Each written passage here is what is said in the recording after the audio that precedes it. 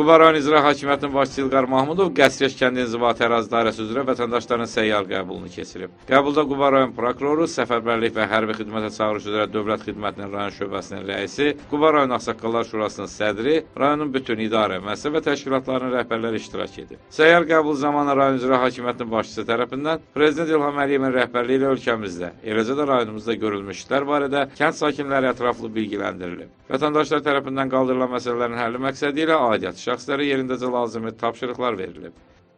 Sizdən xahiş edirəm, bütün sənədlər xahiş mən yoldaşım cəmaat üçün həmin yeri ayrıtıb torpaq sahəsini cəmaata yol çəkir.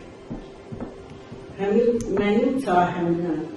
İndi o vaxtı ağaclarımız nə boyda olur, bütün qonşulardan, hətta sizin adamlarınız gəlib, qonşularının rəyi də götürür ki, bu həqiqətən əkindir, yoxsa torpaq sahəsi cəhddir.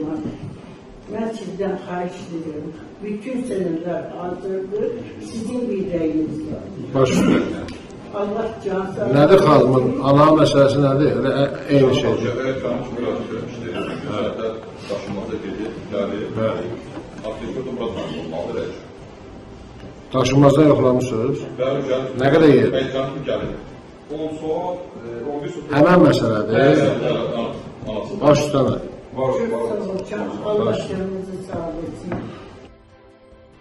Qəbuldan əvvəl rayon rəhbəri aidiyyatı şəxslərlə birlikdə 1-ci Qarabağ müharibəsi şəhidi İbrahim Şahmərdanovun Qəsriyəş kənd tam orta məktəbinin önündə qoyulmuş büstünün qarşısına gül dəstələri düzüblər. Sahib Məmmədli üçün Şuşalı Qafqaz TV üçün.